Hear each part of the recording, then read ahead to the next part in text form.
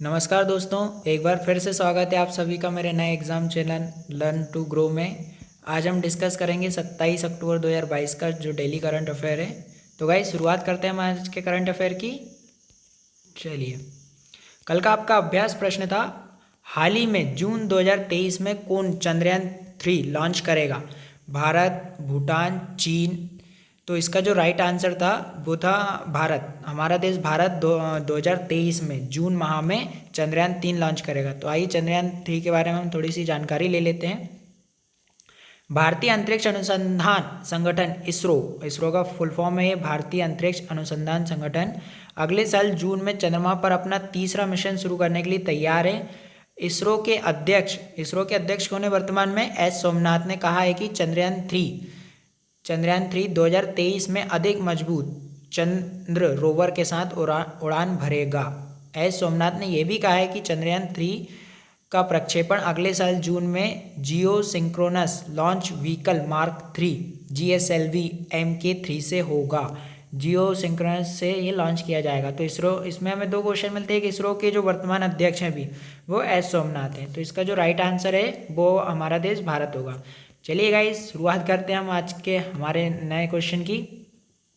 आपका पहला क्वेश्चन है, कौन सा राज्य 2022 में 5वें खेलो इंडिया यूथ गेम KIYG की मेजबानी करेगा? खेलो इंडिया यूथ गेम की मेजबानी करेगा। पश्चिम बंगाल, गुजरात, राजस्थान, मध्य प्रदेश। तो इसका जो राइट आंसर है गाइस वो है option number D, Madhya Pradesh. Madhya Pradesh 2022 में 5वें खेलो इंडिया गेम की मेजबानी करेगा। यह भी बहुत चर्चा में है। साल 2018 में जो शुरू हुए थे भारत में खेलो इंडिया यूथ गेम के 5वां जो संस्करण, इसकी मेजबानी मध्य प्रदेश कर रहा है।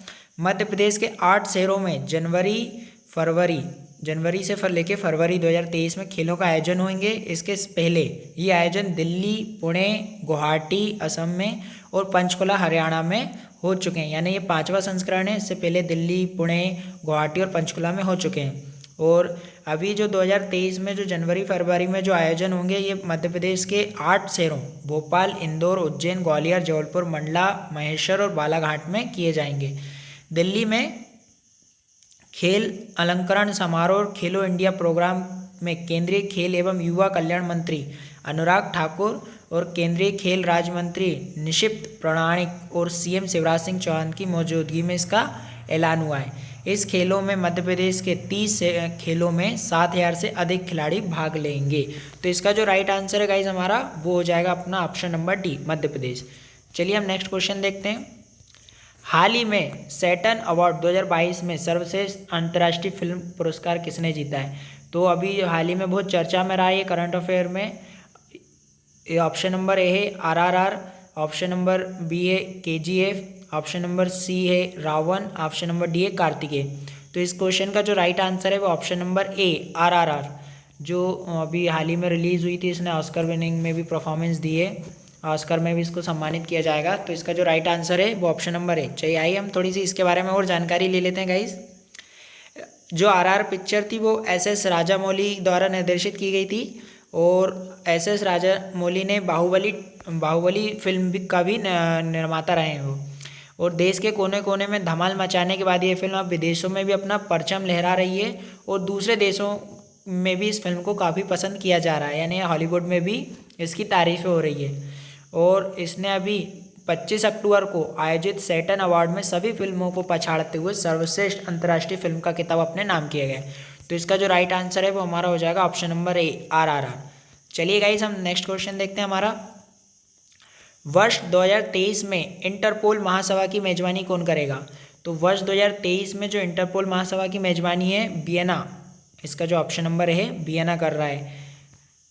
तो आइए हम इंटरपोल के बारे में देख लेते हैं। प्रधानमंत्री नरेंद्र मोदी ने मंगलवार को राजधानी दिल्ली स्थित प्रगति मैदान में आयोजित 90वीं इंटरपोल महासभा को संबोधित करेंगे। प्रधानमंत्री कार्यालय PMO ने इस बयान में सोमवार को ये जानकारी दी है। इंटरपोल जो है महासभा इंटरपोल की सर्वोच्च शासकीय निकाय है और ये साल में एक बार इसकी बैठक होती है। पिछली बार भारत में ये महासभा 1997 में आयोजित की गई थी और भारत की स्वतंत्रता की 75वीं वर्षगांठ के अवसर पर ये इस बार की महासभा का आयोजन नई दिल्ली में करने का मौका दिया गया है। चलिए गाइस हम हमारा नेक्स्ट क्वेश्चन देखते हैं।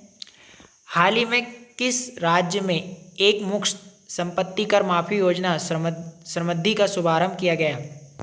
Option number A Delhi, option number B है सूरत, ऑप्शन नंबर सी है गुवाहाटी, ऑप्शन नंबर डी है चेन्नई। तो इस क्वेश्चन का जो राइट आंसर है वो है answer number option number A Delhi.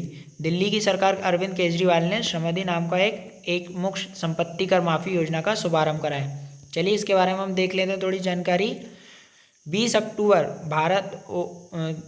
हाल ही में दिल्ली राज्य सरकार के एक मुश्त संपत्ति कर माफी योजना समृद्धि का शुभारंभ किया है। और अभी हाल ही में दिल्ली में 20 अक्टूबर को टाइगर ट्रम्प अभ्यास भी की घोषणा की गई थी। ये अभ्यास कहाँ हुआ था? विशाखापट्टनम में हुआ था। चलिए गाइस हम नेक्स्ट क्वेश्चन देखते हैं हमारा। हाल ही में कौन सा देश चीन को पछाड़कर भारत का तीसरा सबसे बड़ा निर्यातक बन गया है? Ireland, Netherlands, Australia, New Zealand. तो गाइज इसका जो राइट आंसर है वो ऑप्शन नंबर बी है नीदरलैंड। नीदरलैंड चीन को पछाड़कर भारत का तीसरा सबसे बड़ा निर्यातक बन गया है। इसके बारे में हम थोड़ा सी और जानकारी ले लेते हैं। नीदरलैंड चीन और बांग्लादेश से आगे निकलते हुए भारत का तीसरा सबसे बड़ा निर्यातक के रूप में उभरा है। यानी भारत इससे सबसे ज़्यादा ने इसको वो सामान भेजता है। वित्त वर्ष 2022-12 में के बाद भारत के शीर्ष 10 निर्यात स्थलों की सूची में 2 स्थान ऊपर आ गया है। इस वित्त वर्ष में अगस्त तक 106% की वृद्धि के कारण एक साल पहले $7.5 बिलियन तक की वृद्धि हुई है। लेकिन इससे भी बड़ा आश्चर्य यह है कि ब्राज़ील, जिसे वित्त वर्ष 2012 में 21वां स्थान पर कब्जा किया था, अब भारत का 8वां सबसे बड़ा निर्यात बाजार है। तो इसका जो राइट आंसर है वो ऑप्शन नंबर बी है नीदरलैंड, तीसरे नंबर पर निर्यातक बन गया है। गाइस हमारा नेक्स्ट क्वेश्चन है, हाल ही में किस राज्य में भारत के पहले वर्टिकल लिफ्ट सी ब्रिज का निर्माण किया जा रहा है? तो इसका जो राइट आंसर है वो है तमिलनाडु। तमिलनाडु में भी ये ब्रिज का निर्माण किया जा रहा है। पब्बन ब्रिज की जगह ये लेगा। ये शायद कल का क्वेश्चन है, ये रिपीट हो गया है। इसके बारे में फिर भी हम इसकी जानकारी ले लेते हैं एक बार। ये भारत का पहला वर्टिकल लिफ्ट रेलवे ब्रिज होगा। इसका 81% काम कंप्लीट हो चुका है। ये भारत की मुख्य भूमि को रामेश्वरम द्वीप से जोड़ता है और ये वर्टिकल लिफ्ट स्पैनल तकनीक पर आधारित होगा। यानी जब कोई समुद्र से क्या बोलते हैं जहाज जाएगा या शिप जाएगी तो ये यानी ऑटोमेटिक यानी ओपन हो जाएगा ये, तो उसको का क्रॉसिंग में निकलने में अनुमति मिल जाएगी, क्रॉसिंग नेविगेशन के उसमें। चलिए गाइज हम नेक्स्ट क्वेश्चन देखते हैं। किस मंत्रालय ने हाल ही में काशी तमिल संगम कार्यक्रम आयोजित करने की घोषणा की गई है? शिक्षा मंत्रालय, उद्योग मंत्रालय, श्रम मंत्रालय या जनजाति मंत्रालय। तो काशी तमिल संगम की स्थापना करने का जो कार्यक्रम है उसकी घोषणा शिक्षा मंत्रालय द्वारा की गई है। इसके बारे में हम थोड़ा सा और देख लेते हैं विश्लेषण। शिक्षा मंत्रालय की ओर से अगले महीने काशी तमिल संगम आयोजन किया जाएगा। काशी तमिल संगम 1 महीने तक चलने वाला कार्यक्रम है जो अगले महीने की 16 तारीख यानी 16 नवंबर से आयोजित किया जाएगा, तो 16 दिसंबर तक ये चलेगा। काशी तमिल संगम का उद्देश्य वाराणसी और तमिलनाडु के बीच ज्ञान और प्राचीन सभ्यगत संबंधों के सदियों पुराने बंधन को फिर से खोजना है। तो इसका जो राइट आंसर होगा वो हमारा होगा ऑप्शन नंबर है शिक्षा मंत्रालय। तो गाइज आज तक के लिए इतना ही था। चलिए हम आज का अभ्यास प्रश्न नोट करते हैं। आज का अभ्यास प्रश्न है आपके लिए, हाल ही में इंडियन बैंक्स एसोसिएशन के नए अध्यक्ष कौन चुने गए हैं?